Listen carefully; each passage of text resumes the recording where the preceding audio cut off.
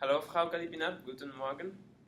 Die Idee von unserem Projekt war, ein Heft mit unser Leben machen.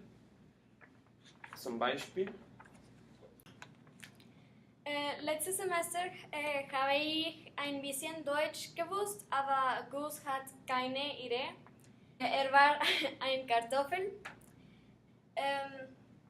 Der Kurs war schwer für uns, denn wir haben viele Vokabular nicht gelernt und der Kurs war sehr kompliziert. Ja.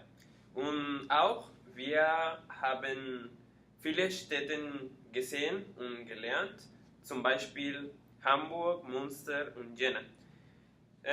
Sie sind sehr interessante Städte für uns und auch in Deutsch 2. Dieses Semester sind wir besser, denn wir sprechen und hören besser und mehr als Deutsch 1. Wir haben Akkusativ, Dativ und Perfekt gelernt, aber wir brauchen Präpositionen lernen. Und hier ist unser Gedicht. Die Schule endet jetzt, nun beginnt das Fest. Wir feiern jeden Tag, von Montag bis Sonntag. Wir haben viele Träume und möchten die Welt kennenlernen. Im Sommer reisen wir, das Meer ist hier. 3 Monate Ferien, 3 Monate Spaß. Entschuldigung.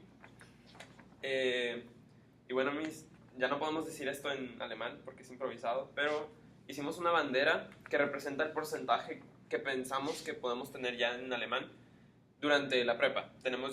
Pensamos como un 35% y por eso la parte esta más fuerte es la que está rellena y la otra parte es lo que nos falta hacer. Y aquí al lado pusimos un espacio que es para nuestro certificado de alemán que esperamos tener cuando finalicemos la prepa. Y por eso aquí le pusimos que está pendiente porque estamos en el proceso de aprender. Exacto. Bueno, Frau Kalipina, das ist alles. Dankeschön und auf Wiedersehen. Tschüss!